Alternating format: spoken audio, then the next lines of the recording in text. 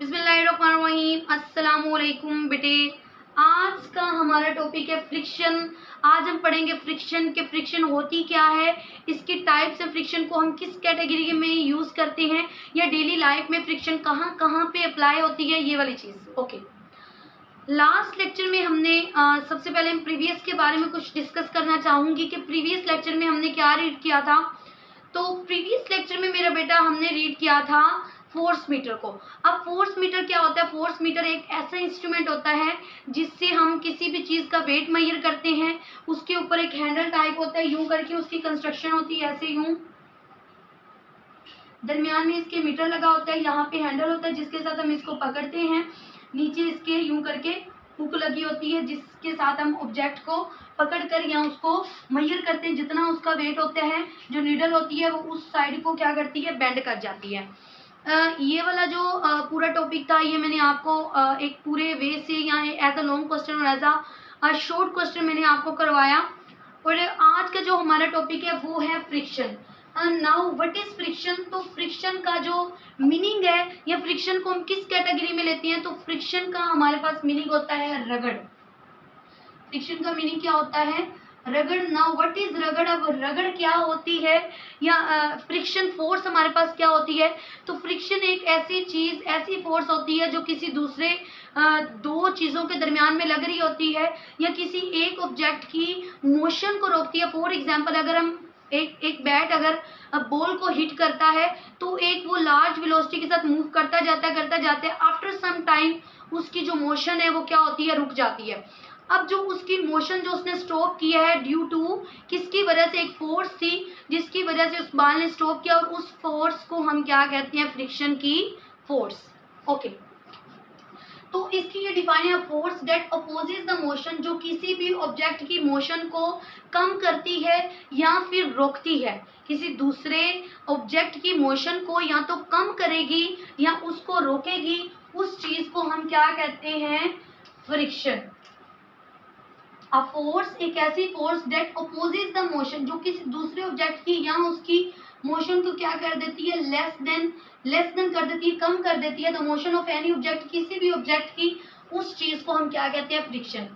Okay, इधर example हमारे पास क्या? मैंने cricket ball is hit by the bat, जो भी मैंने आपको एग्जांपल बताई कि जब हम एक बैट के साथ एक बॉल को हिट करते हैं तो एटा जो इनिशियल उसका पॉइंट होता है, इनिशियल पॉइंट में वो बड़ी तेजी से मूव करेगा एक तेजी के साथ, लेकिन at some distance after cover, जब वो कवर कर लेगा कुछ डिस्टेंस, उस डिस्टेंस को कवर करने के बाद वो स्टॉप आहिस्ता आहिस्ता आहिस्ता आहिस्ता मूव करना स्टार्ट कर देगा। एटलीस्ट वो क्या कर देगा? स्टॉप कर लेगा। उस स्टॉप वाली चीज को हम क्या कहते हैं कि एक किस वजह से इस बाल ने स्टॉप किया? तो ड्यू टू फ्रिक्शन। एक फोर्स थी जिसकी वजह से उस बाल ने मूव करना कम किया, वो की क्या थी? फ्रिक्शन की फोर्स, जो अर्थ के दरमियान और बाल के दरमियान क्या थी? प्रेजेंट थी। उस चीज को हम क्या कहते हैं? फ्रिक्शन। मैंने cricket ball is hit by the bat, large velocity, वही चीज जो अभी मैंने आपको बताई है। ओके, अब नेक्स्ट हमारे पास क्या है? Types of friction. Now what is types of friction, या इसकी कितनी टाइप्स होती हैं? Question is this. तो इसकी टू टाइप्स होती हैं। एक हमारे पास डिसिपेटिव इफेक्ट ऑफ फ्रिक्शन, एक ऐसा इफेक्ट जिसमें हम ठीक उस चीज को रगड़ लगा रहे होते हैं, वो वाली। और एक हमारे पास क्या होती है? स्लाइडिंग फ्रिक्शन, एक बॉडी स्लाइड कर रही है तो वो वाली फ्रिक्शन। टू टाइप्स की होती हैं। डिसिपेटिव की कोई भी नेक्स्ट टाइप नहीं होती है, no type of dissipative friction. But जो स्लाइडिंग फ्रिक्शन होती है इसकी टू टाइप्स होती हैं। वो जो इसकी टू टाइप्स हैं वो हमारे पास क्या है? एक स्टैटिक फ्रिक्शन और एक kinetic friction. Today we read just about dissipative effect of friction, not about sliding friction. Sliding friction we read in next lecture. जो आपका नेक्स्ट लेक्चर होगा उसमें इंशाल्लाह ताला हम स्लाइडिंग फ्रिक्शन को रीड करेंगे। आज का जो हमारा टॉपिक है just about dissipative effect of friction. Okay, now we start. What is dissipative effect of friction? अब बेटा, डिसिपेटिव इफेक्ट ऑफ फ्रिक्शन वो होता है, इसका डिसिपेटिव का मीनिंग होता है एक ऐसी चीज जिसको करने से एनर्जी प्रोड्यूस हो, हीट प्रोड्यूस हो, उस चीज को हम क्या कहते हैं? Dissipative effect of friction. Dissipative effect of friction is a friction due to which the energy is wasted, जिसके दौरान एनर्जी वेस्ट होती है। फॉर एग्जाम्पल, जब सर्दियों में हम अपने दोनों हैंड को रब करते हैं, रगड़ते हैं, during the rubbing of our hand एक एनर्जी जो होती है, वेस्ट एनर्जी प्रोड्यूस होती है। उस वेस्ट एनर्जी को हम क्या कहते हैं? Dissipative effect of energy. वो अब वेस्ट एनर्जी को हम कहते हैं क्या मेरा बेटा? उस वेस्ट एनर्जी को हम क्या कहते हैं? Heat energy. के हमारे हाथ क्या हो गए? गर्म हो गए।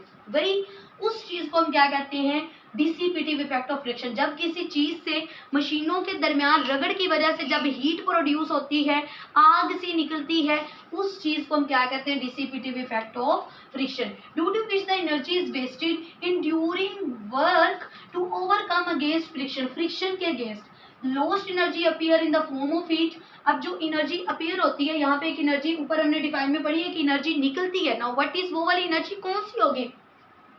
वो वाली एनर्जी वो होगी जो लॉस्ट हो रही है, या जो हीट की फॉर्म में है, या जो टायर और अर्थ के दरमियान में टायर जो गर्म हो जाते हैं, उस एनर्जी को हम क्या कहते हैं? फ्रिक्शन। और डिसिपेटिव इफेक्ट ऑफ एनर्जी, अब इसकी डिफरेंट एग्जांपल है। एक रबिंग हैंड्स है, एक टायर्स ऑफ व्हीकल्स है, एक shooting of stars. Now what is rubbing hands? अभी मैंने बताया जब हम अपने दोनों हैंड को रब करते हैं, during the rubbing our hands एक एनर्जी प्रोड्यूस होती है, हमारे हैंड जो है वो गर्म हो जाते हैं, उस एनर्जी को हम क्या कहते हैं? Dissipative effect of friction. Tyres of vehicle, जब गाड़ी के टायर ज्यादा गर्म हो जाते हैं अर्थ का और टायर के अट्रैक्शन से, और सम टाइम तो ये होता है कि वो टायर जो होते हैं बर्स्ट भी हो जाते हैं, और उनका बर्स्ट करना बहुत ज्यादा सम टाइम हमारे लिए हार्मफुल होता है, और उसको भी हम कहते हैं dissipative effect of friction. Shooting of stars, कुछ स्टार्स ऐसे होते हैं कि जो एयर में या आसमान में, स्काई में हमारे पास मूव कर रहे होते हैं, उनकी मूविंग क्यों होती है? एयर रेजिस्टेंस की वजह से, और उसको भी हम कहते हैं डिसिपेटिव इफेक्ट ऑफ फ्रिक्शन। अब मेरा बेटा ये इंपॉर्टेंट क्वेश्चन है, आपसे एक्सप्लेन फ्रिक्शन भी पूछ सकता है, या ये भी पूछ सकता है कि एक्सप्लेन